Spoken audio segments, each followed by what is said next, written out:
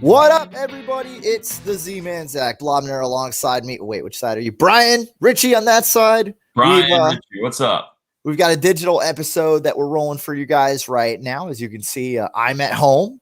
Brian is at home, but we're still going to drink and talk about some awesome things and awesome topics in sports and in Tampa Bay. So excited to do that. And it's a free fridge day. I don't remember what we called it the last time. Was it a free-for-all, fridge free-for-all? Wasn't it something like that? Free fridge day, I like. It's got a nice ring to it. So free fridge day, free-for-all fridge day. Free-for-all fridge day. No, I like it. What is that? What is it when it's the first letter? It's like the same in every word. What do they call that? The alliteration. Allittering. And so before we get to any of the news and topics, I grabbed this, which I know you've had, Brian. And we're big fans of a million breweries in Tampa Bay, but Hidden Springs is one I find myself going to quite often.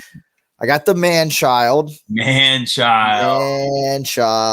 is a peanut butter and jelly Berliner, 5.5%. I actually got a 4-pack, so this is the third of the 4. I've already had 2 at my niece's birthday party, which is when you're supposed to drink beer, I think. There you go.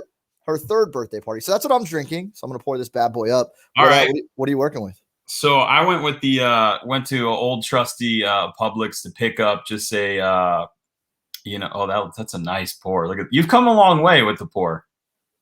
It's good, man.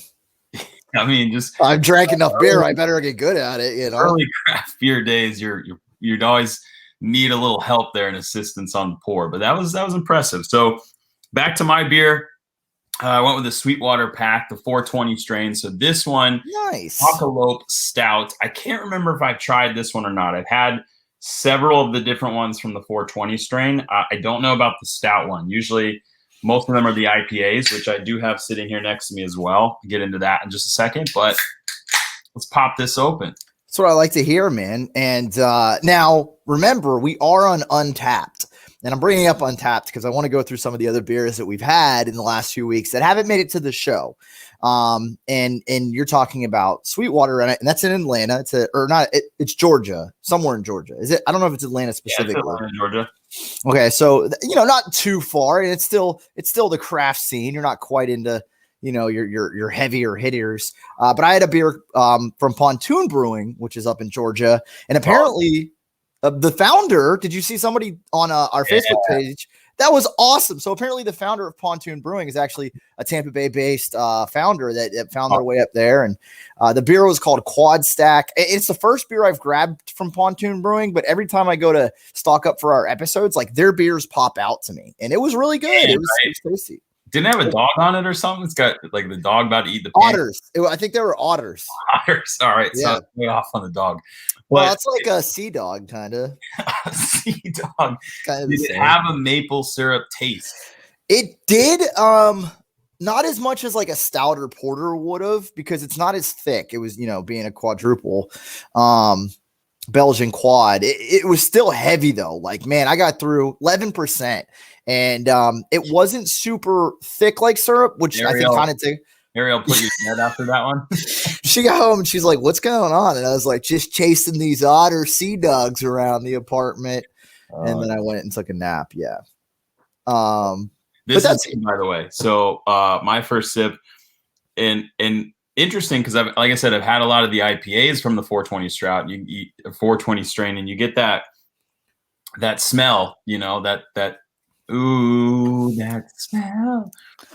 So you get that, but also with the stout one as well. It has that strong, certain type of 420 strain smell to it, which is interesting. Is that considered, like, did you need a medical card to buy that beer? Is that considered? Yeah. I had a trunk out in the back of the parking lot of Publix, and I just, showed him my card, and he was like, "All right, here you go." Oh my gosh, ridiculous. So yeah, the Craft Beer Playbook, episode 6. That's what Brian and I are drinking now. The Hidden Springs Man-Child tastes just like a PB&J. That's why I love it. I found that with sours, you can do so much with it too. Right? Like that seems to be where you can get the weirder flavors as far as like creating different things. But this episode is kind of more of a free-for-all in terms of the beer, although we do have a ton of sports topics to talk about. And I've created a QB pressure cooker that Brian will have to kind of go through. We got 7 topics or questions. Oh, dude, it's going to be a lot of fun. I think you're really going to enjoy. That just sounds intense. I didn't send you the list either because I wanted you to kind of be organic in your responses. So, all right, I like that. All right, keep me on my toes. So before we go into the first question, as we sip on some brews here, it is time to remind everybody we have an awesome event coming up this Saturday at 7th Sun Brewery in Tampa. Now, they do have a Dunedin and a Tampa location. There's going to be fun at both places. Devin, who is the owner and founder of 7th Sun, will actually be in Dunedin, joining us virtually as we do a podcast on the Tampa side at their location again on that side. So we're excited. We've been working with Devin and Katrina a lot about just kind of getting this all together and creating it. So it'll be again this Saturday. I think we're actually going to start filming at like 1:30 for the podcast. But we'll probably be there closer to 12:30. We'll stick around after. It'll be like an hour long. We'll be there till probably like almost 2:30, 3 o'clock. It's going to be a ton of fun. And I was going to save this story, Brian, but since we're going to start plugging the 7th Sun stuff pretty hard here with it being a couple days away, my first experience with 7th Sun was pretty interesting. So like it wasn't the first time I had a beer from them. It wasn't actually at the brewery, and it wasn't at like a Total Wine or a Publix. I was literally at now I'm in Town and Country by the airport. Like that's where our apartment's at. I was running home and it was like a weekend, and I just wanted some beers, and I was like, I just need something. So I stopped by the closest gas station to my place, and I went in and I was like, look, like I don't want to just get some like light beer. Like I want something with some flavor. And I saw their 4-pack of Headbanger IPAs, and I never had it, but I was like, oh, it's an IPA. It's a local brewery, and it's something I haven't had. So I grabbed it, not expecting much of it, because it's a gas station and I've never heard of it. Ended up really, really enjoying it. And man, they do a really good job over there. They get creative as well, which I think is important for craft breweries, especially to stand out. But they do just that. So my first experience though with them came thanks to a random gas station stop, and so I get a little nostalgic almost when I drink their beer because it was such a random thing, But now we're gonna have our event there, Brian. I know you're really excited about that. We're also doing a giveaway, right, B? We got some stuff thanks to Devin. She's hooking you up, I should say, as a team here. Well, we're getting a little bit too. We're gonna have a lot of fun there on Saturday. But yes, definitely for the listeners, for the viewers, excited about that. So I don't know if you want to give away some of the details on that right now. Yeah. So 7th Sun just kind of made it official. We got it out there now. It's a special giveaway. And to kind of give you the idea, first of all, you have to get into this giveaway before midnight on Friday. So you have to enter prior to going to bed Friday night, right? So that's the main thing. But let me tell you what you can win: a $20 gift card to 7th Sun. And this is all part of one package. So it's all together. $20 gift card to 7th Sun, a 7th Sun t-shirt of choice, and one free 4-pack from the brewery. Now, the way that you can enter to win, again, by tomorrow at midnight, is you like the photo on the 7th Sun, their Instagram. You tag your favorite drinking buddy in the comments. So somebody you've had one or two with, you tag him. It can be somebody close, far. You got a drinking crew. Yeah, we don't like to limit you to one friend. I mean, me and Brian do a lot together, but we certainly hang out with other people sometimes. And then now here's the other catch. You have to be on location now at either Dunedin or Tampa from 1 to 3 during the event to actually win. So you have to be present to win. And we're going to draw the winner around, the podcast and us filming and everything. But this is awesome, man. Yeah, I mean, it's a great deal, great package. And all you have to do to enter is like literally, again, hop on to the 7th Sun's Instagram. Make sure you're following the Craft Beer Playbook, following 7th Sun. And I love these types of things because it's free stuff. And all you got to do is enjoy beer and enjoy what we do here on the Craft Beer Playbook. The best part of the prize is getting to go to the brewery and drink with us, right? Meet some local craft beer celebrities here on the Craft Beer Playbook. And well, I don't know if I go that far. I want to play the humble card, Mr. Zach on the mic. Well, we're going to talk sports too there. And like I said, we're about to jump into that here on the podcast. But yeah, we're excited to kind of cheers and talk and chat. Tampa Bay, man. I mean, it's been a great run the last few months with the Lightning, the Rays, obviously in the World Series, the Bucs. Got to bring up the Rowdies or I'll get crushed by the soccer fans in town. It's been don't forget about them now. I know Ralph's mom's gonna come after me, but it's a lot of success in sports here, and we're just kind of having fun with it, and we're enjoying the beer in the breweries around town, specifically Seventh Sun again on Saturday. So looking forward to that. We'll kind of keep that information up. You can find it on any of the social platforms, by the way, Facebook, Twitter, Instagram, like I mentioned. Whether you're looking at Seventh Sun's page or the Craft Beer Playbook, we'll hook you up. But Brian, we haven't talked as much sports the last few episodes. I mean, we've talked a lot of sports, but we've been so involved with the beer and getting that rolling and having some sips. I was like, I'm going to put extra effort today into what we've got going on with the sports conversation. And I created this QB pressure cooker, and I'm just wondering if you're ready to, step inside the cage. Take another sip since, again, the title keeps scaring me here, but I'm ready. We got on the chairs. We did this chairs we've done this before. It's the other side. It's like inverted. Beep. Cheers. So, all right, I'm ready. All right. Question number 1. Vegas odds have Marcus Mariota as the favorite to land in New England and start week 1 for the Patriots. Wow. I know, right? Start me off with a bomb, bro. Which quarterback has more wins in the NFL next season? Cam Newton, Jameis Winston, oh God, or Marcus Mariota. And now remind you, Cam was the quarterback for the Pats this last season. He could be there again. He could go somewhere else. We'll see how that shapes up. Jameis Winston was in New Orleans. He's technically a free agent right now too, expected to come back to New Orleans. And then Marcus Mariota was in Oakland, actually started in Tennessee for a while. And now Vegas thinks that he might end up under Bill Belichick in New England. So between those 3 guys, Mariota, Winston, Newton, who has more wins next season? Wow, what a great question to start this off. Thought you'd like that. All right, so as we both know, it's really hard to bet against Vegas, right? Despite what we may think, what our opinions may be, what our other sources may be, Vegas just finds a way to somehow just really have their finger on the pulse with just some of the weirdest stuff that they just nail out of nowhere. I did not know that. So this is news to me that they are putting Mariota as the favorite. You said to be the starting quarterback? Start week 1 for New England. Wow. Now, things change on the dime, right? Like they could get new information in 24 hours that changes that altogether. But that's what I have according to betonline.ag. I had those odds. Yeah. So if that's the case, and if that's the way Vegas is leaning, and again, I don't want to give these answers to be just kind of, I don't want to give boring answers here, but if Mariota is the favorite to be the starting quarterback, I just don't see Cam or Jameis starting next year unless there's an injury ahead of them. Because I look at Cam, he held out for so long this year. It was after the draft that the Patriots signed him. So he was sitting out there for a while. And he was just on the I Am Athlete pod with Chad Johnson and Brandon Marshall and all those guys. And he was talking about how he came to that decision last year and how he held out. And he said that his belief was that he was not the 32nd best quarterback in the league, so he refused to take a backup job.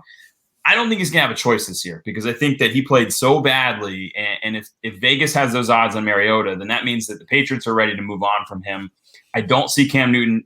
There just aren't a lot of spots, I think, left for an open starting position for him where a team's not going to want to at least address it in the draft. So a best case scenario for Cam, he's going to have to probably beat out a rookie somewhere. Maybe he plays his odds there and somewhere like Carolina, he goes there and maybe competes for the starting job with Teddy Bridgewater, or if they ship him out, in a trade. Cam going back to Carolina? I don't know about that. Yeah, probably not. So, I think though that he's going to have to find a place where he's going to be fighting for the starting spots with probably a rookie.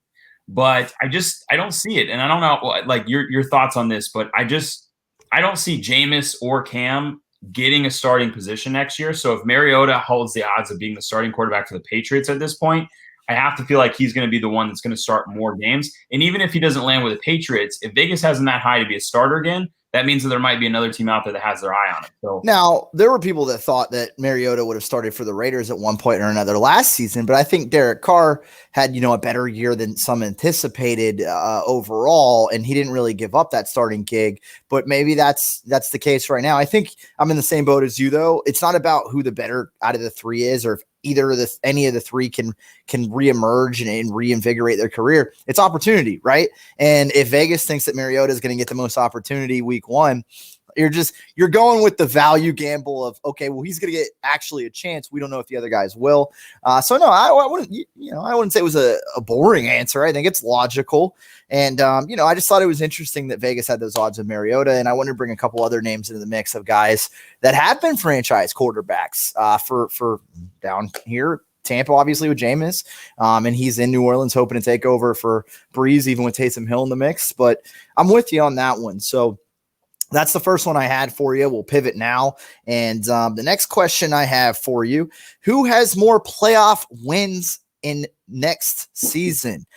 Buccaneers quarterback Tom Brady or the NFL East? So you've got playoff wins, yes, Brady or the NFC East. Yep.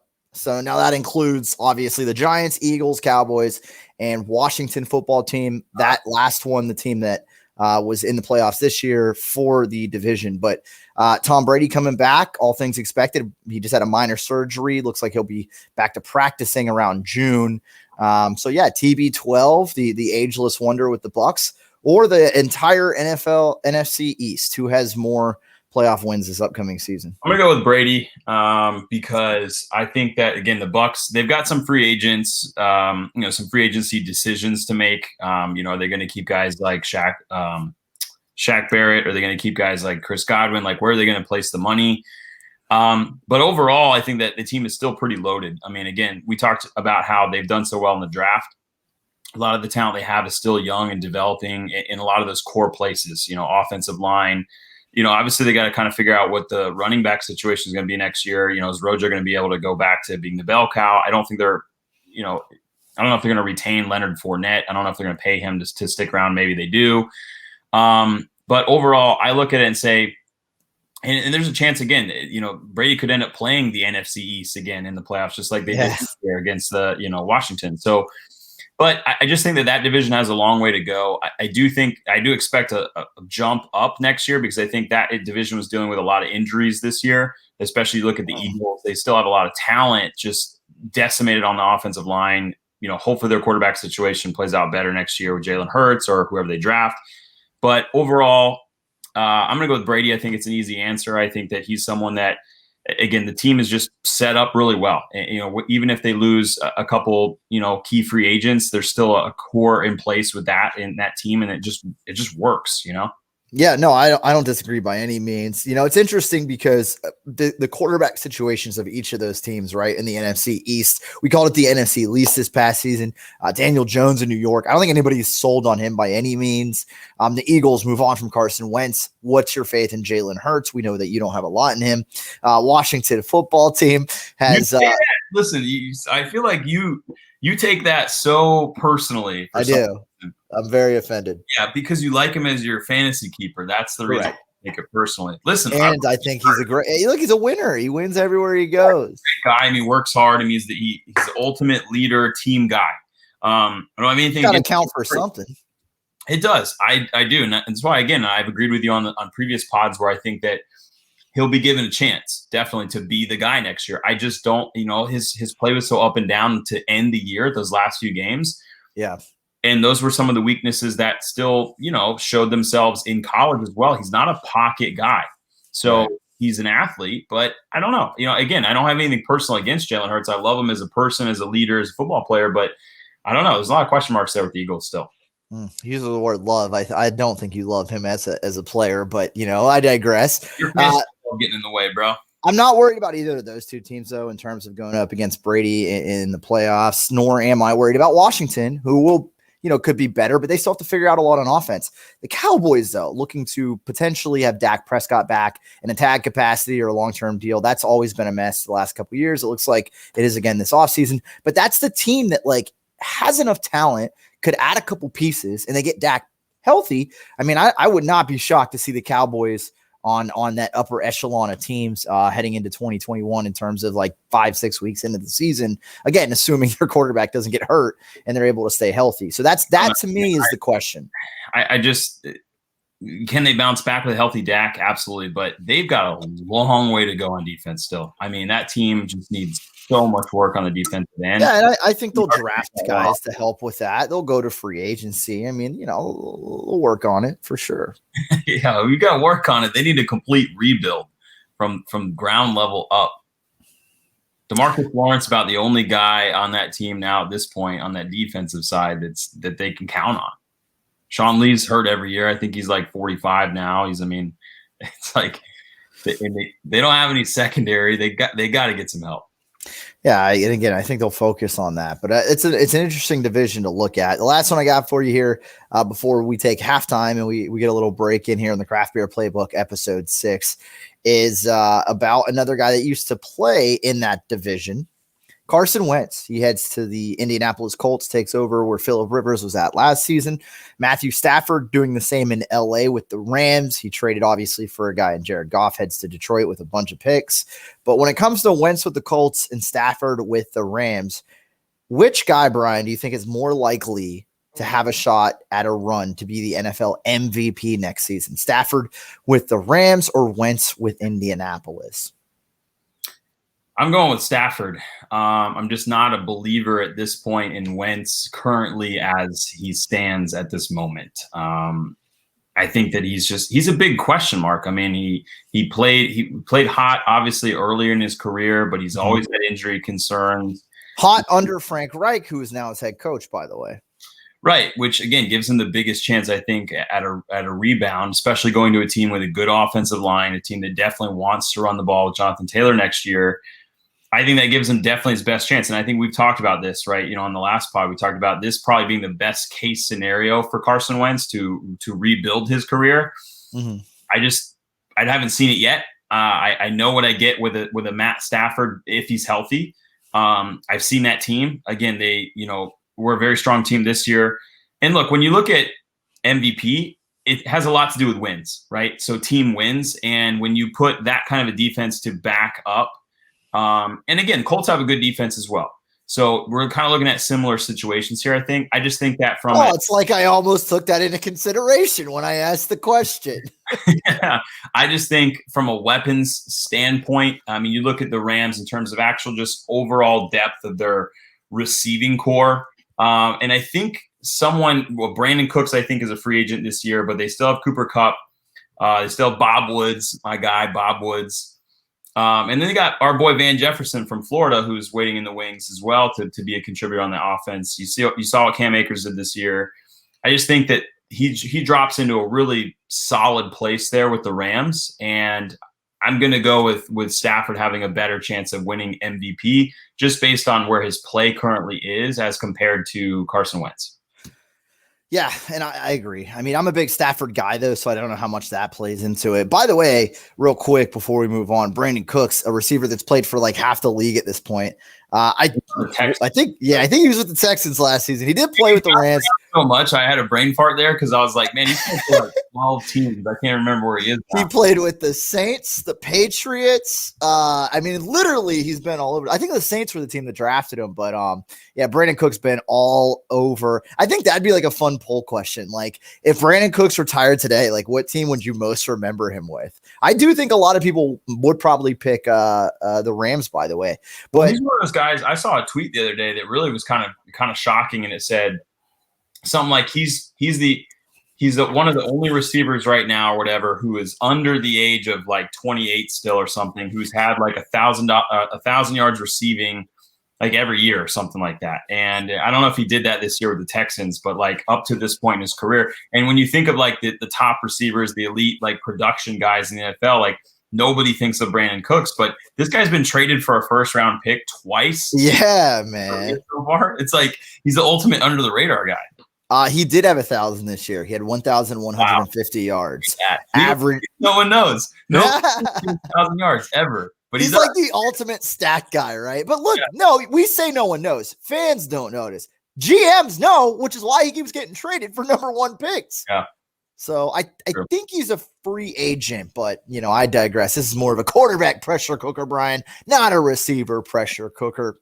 When we return on the Craft Beer Playbook, episode 6, we still got a few more questions in the cooker to ask about Deshaun Watson, Russell Wilson. Where are we at on those guys? Heavy hitters after this. What about redrafting the 2020 quarterback class? Would you do it differently? Few things that we're going to get into again on episode 6. Zach Blobner, Brian Ritchie, Craft Beer Playbook, and shout out to Seventh Son. More news on their event coming up when we return.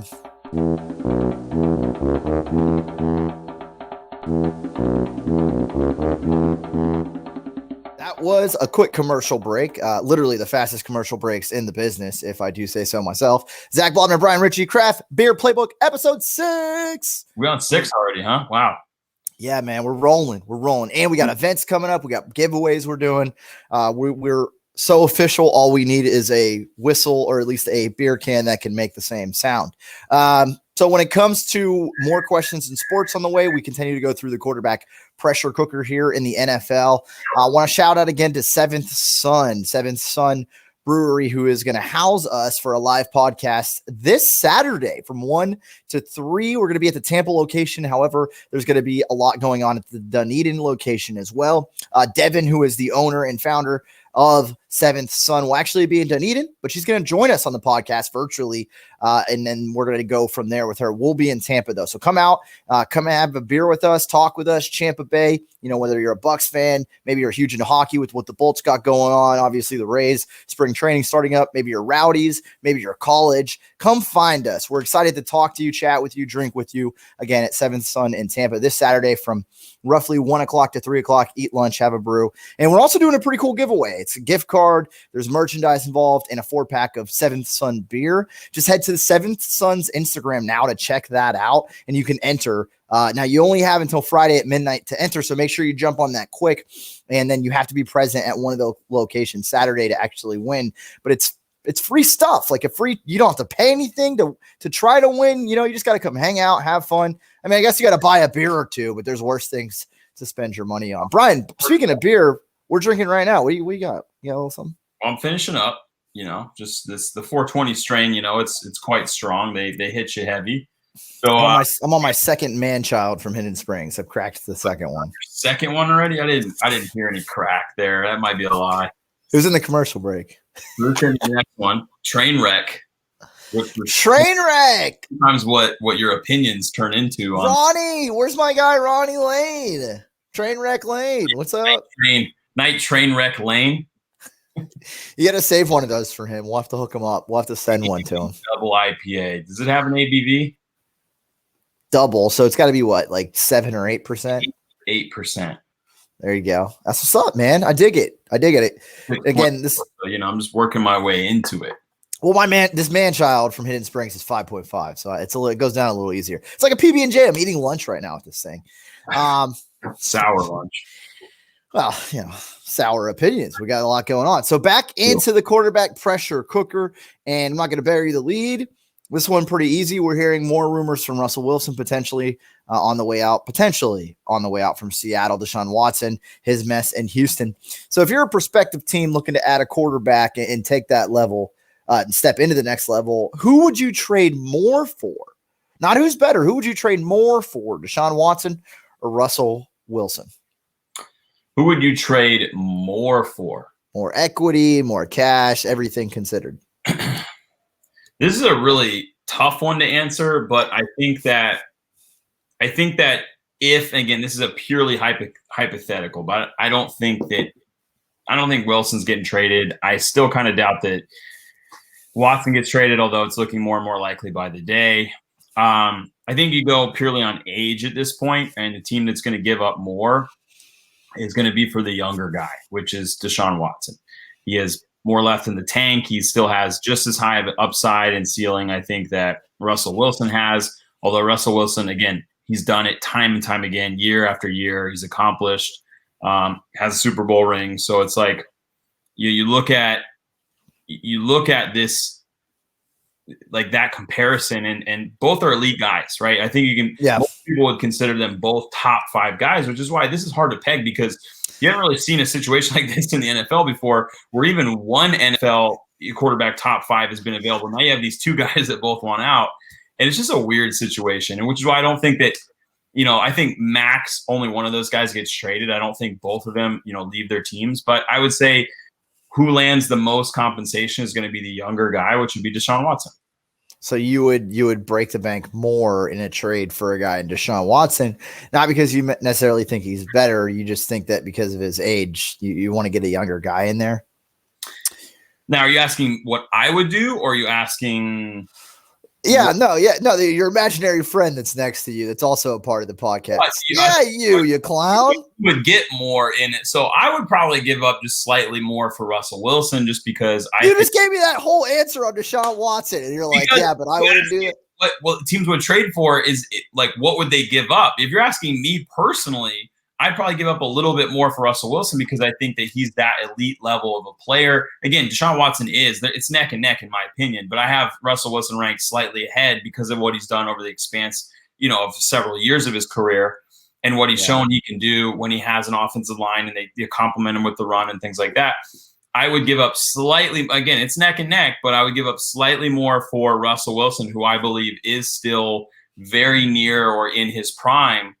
And I think that you compete right away with both these guys, but I lean slightly, very, very slightly more towards Russell Wilson. Interesting. Okay.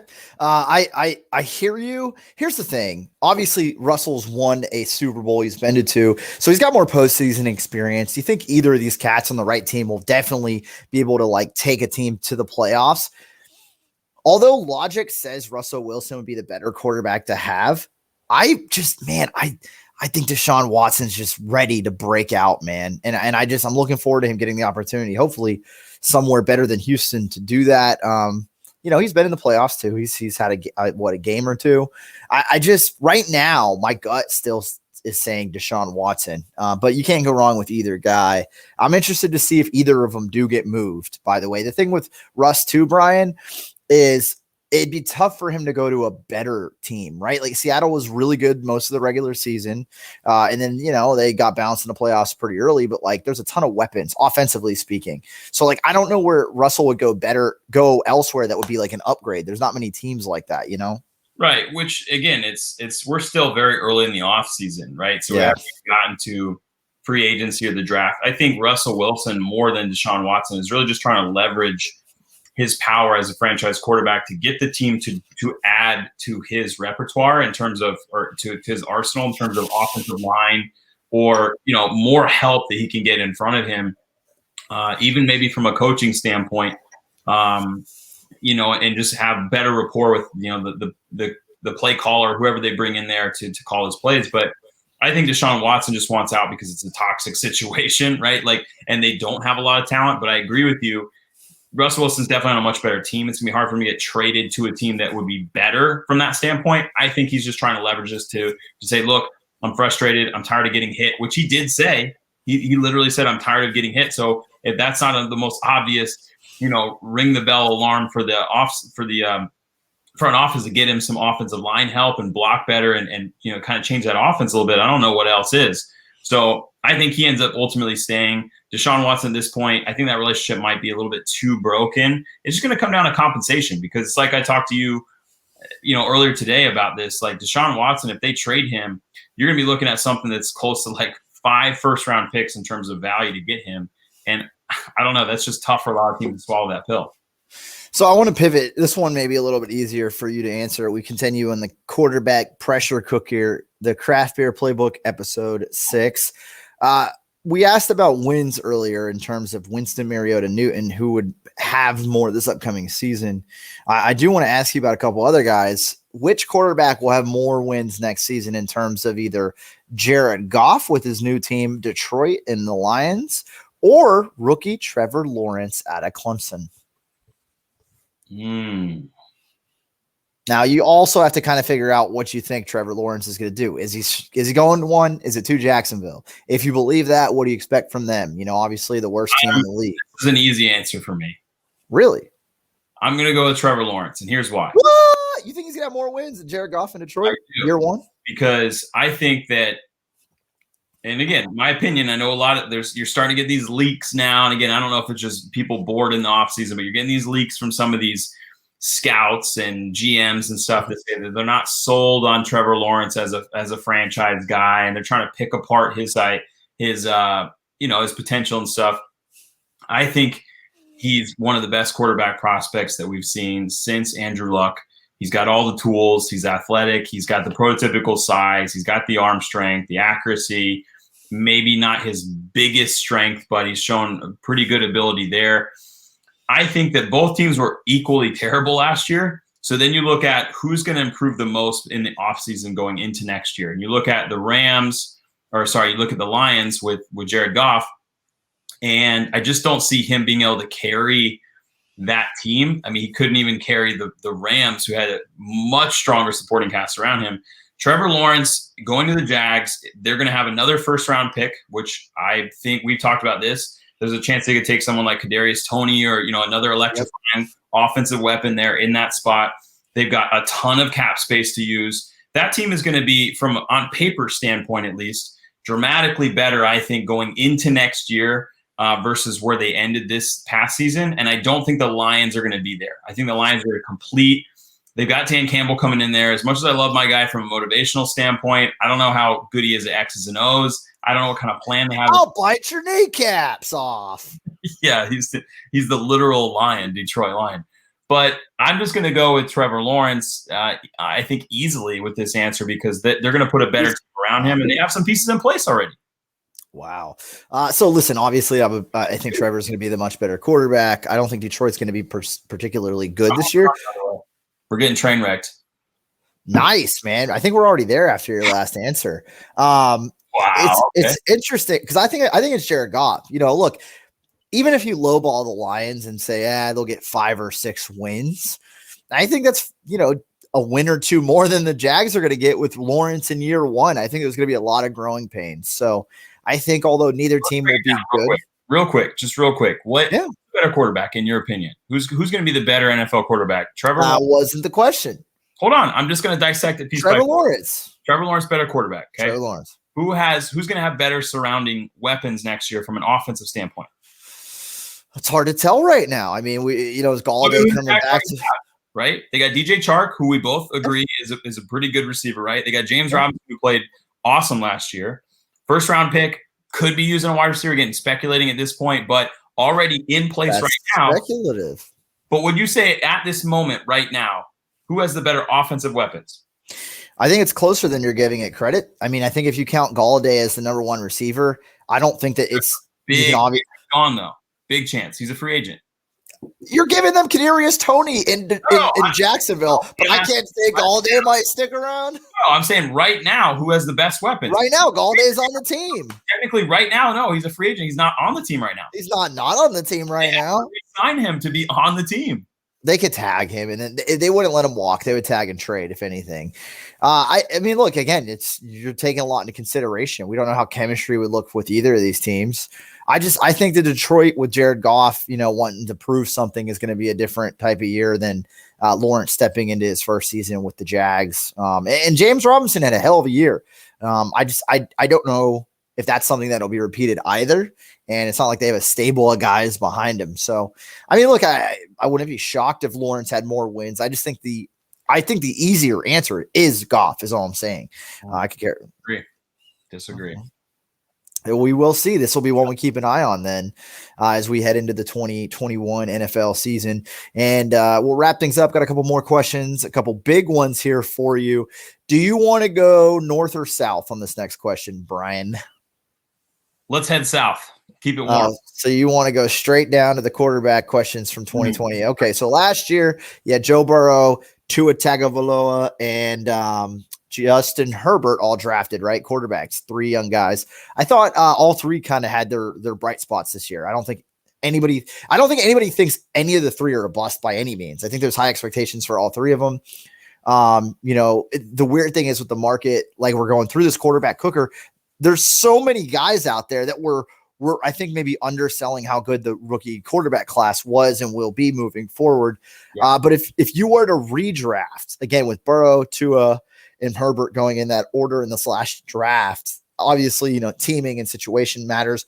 But if you were ranking those quarterbacks, would you redraft them differently with a year under your belt?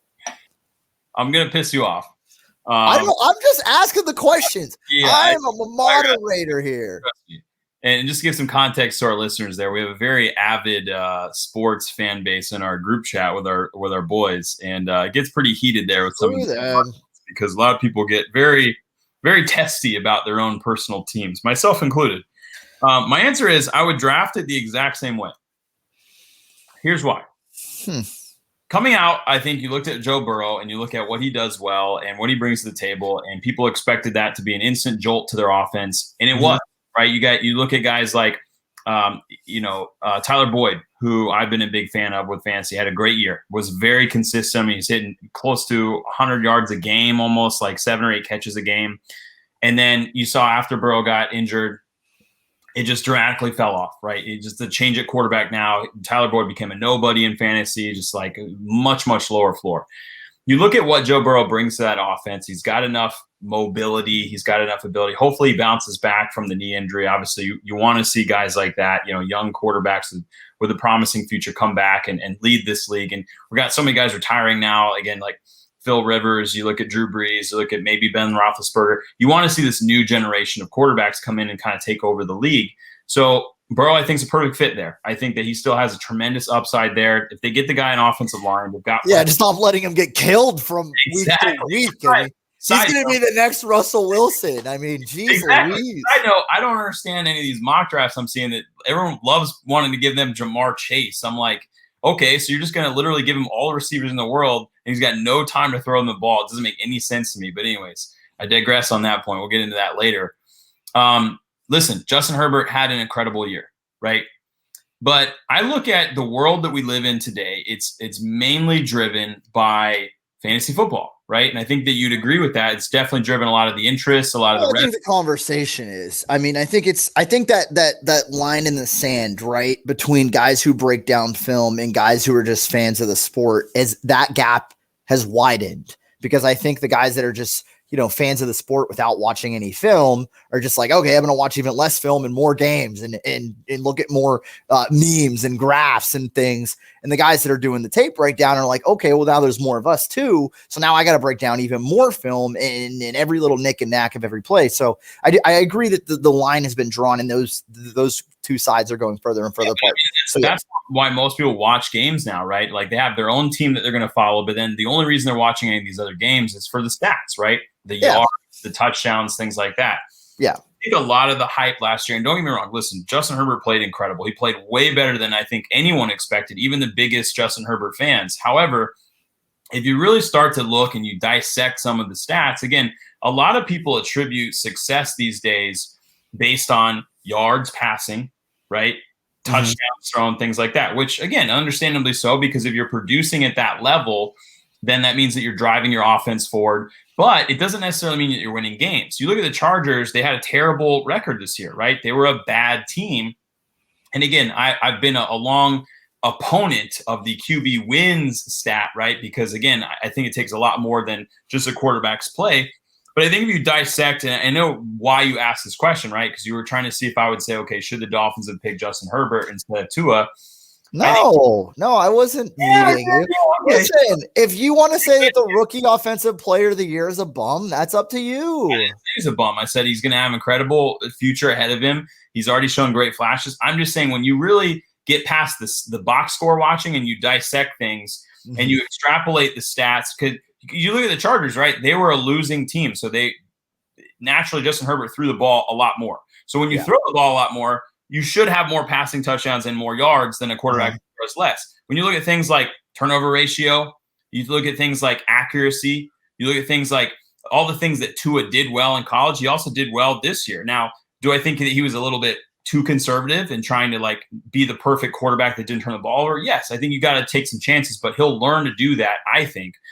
I just think that people make too big of a deal out of the yards and the touchdowns thrown, and they don't look at the attempts, right? I mean, Justin Herbert was attempting about 40 passes a game, and I think Tua Tagovailoa had about 30 passing attempts in like 4 games, like total. So it was like they're not even getting the same level of opportunity to put up those kind of stats. And that's what the average fantasy football fan doesn't realize. So I would draft them exactly the same order. Let it play out the next 3 or 4 years, see how it goes.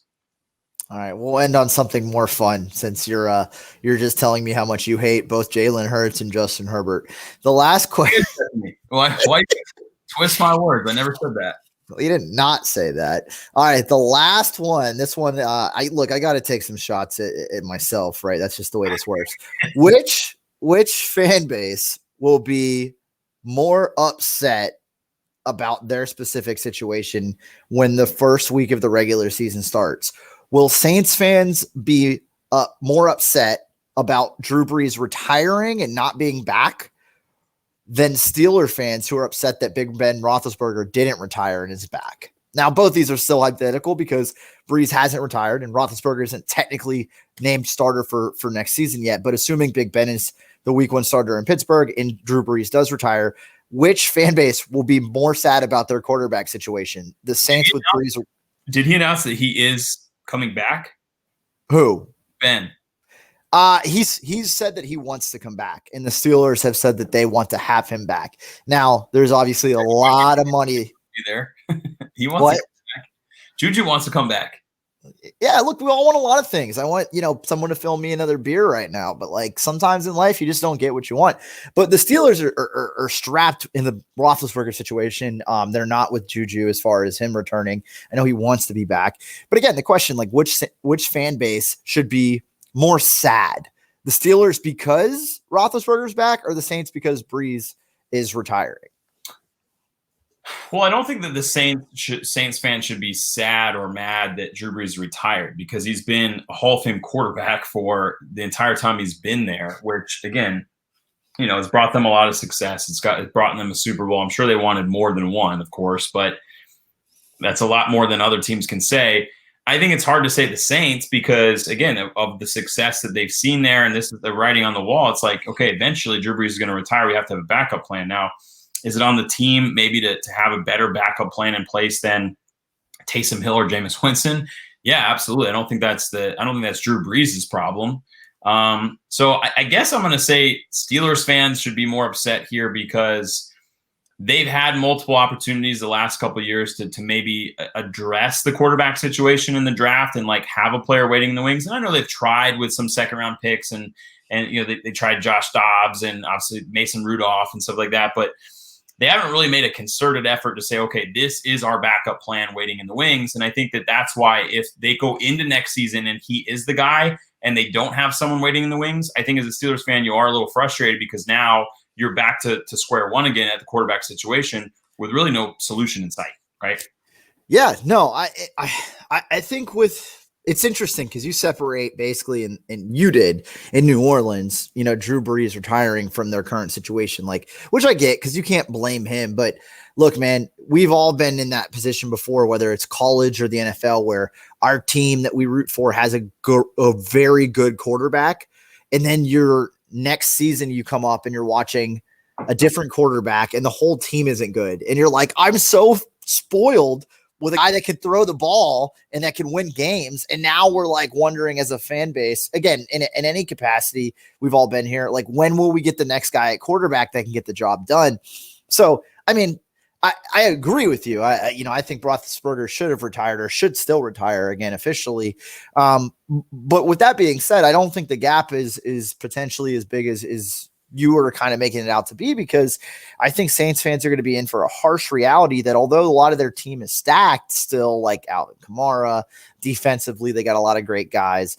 The expectations of wanting to win a Super Bowl aren't going to get better with Drew Brees retiring. The Steelers, in the same boat.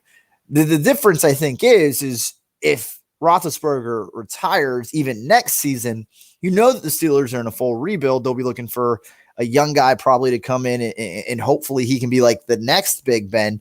the Saints, in my opinion, whether you're a Saints fan or an NFL fan, if you don't buy into the Taysom Hill or Jameis Winston, idea of them being the next guy, they're going to mess around with that for at least another year or two, in my opinion. So if you don't believe in either of those guys, you're stuck watching them again for at least another season or two.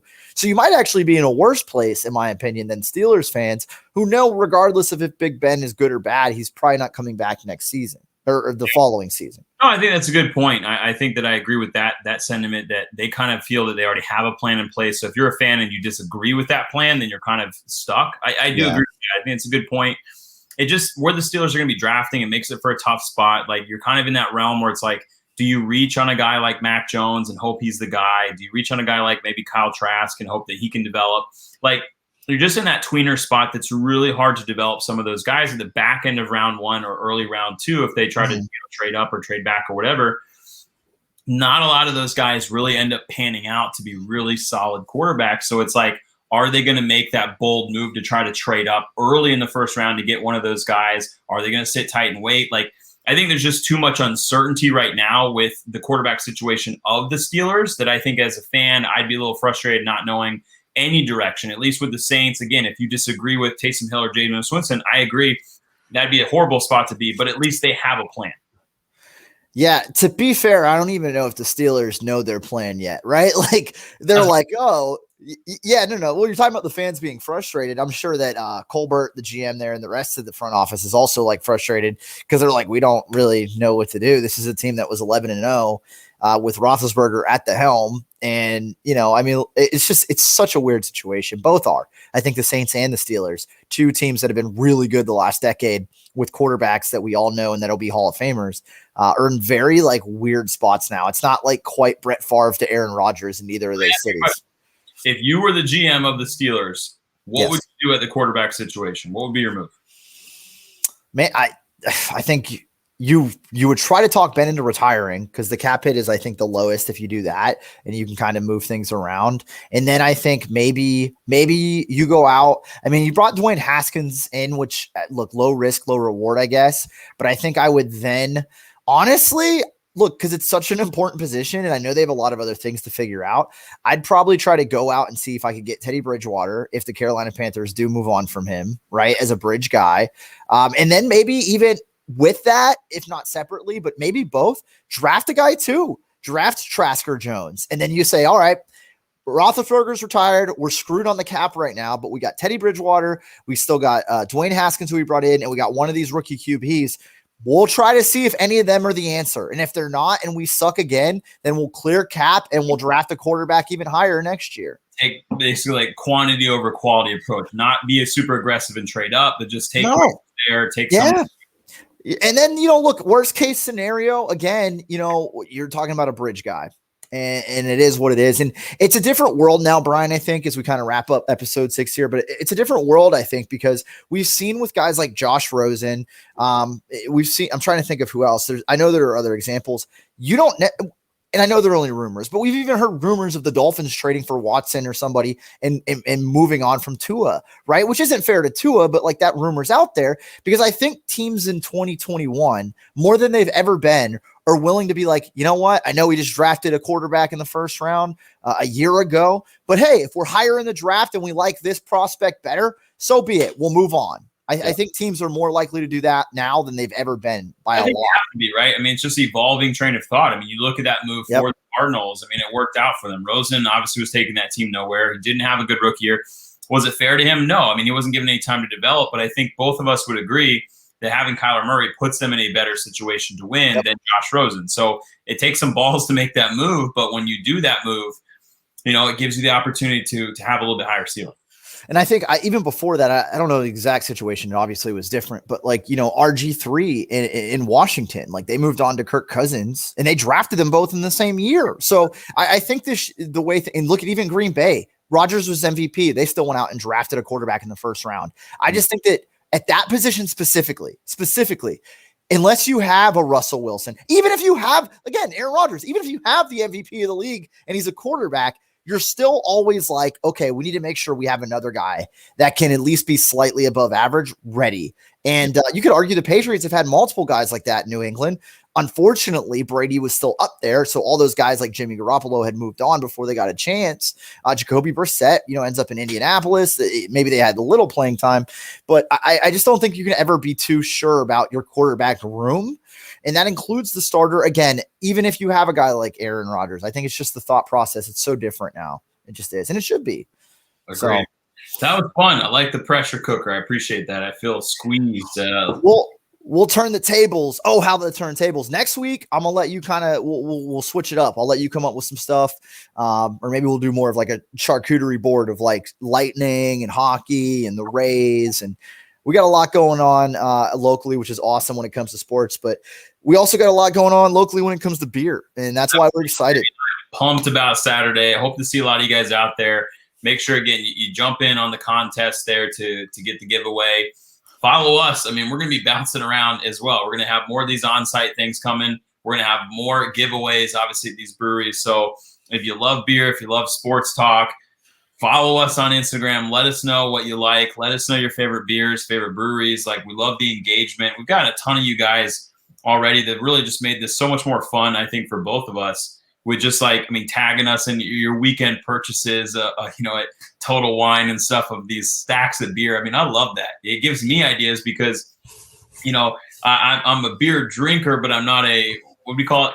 I'm not a connoisseur. Beer connoisseur. To the sense that I know everything. So when you guys give us ideas on what to talk about, what to drink, we love that. So keep doing it. Keep up the engagement.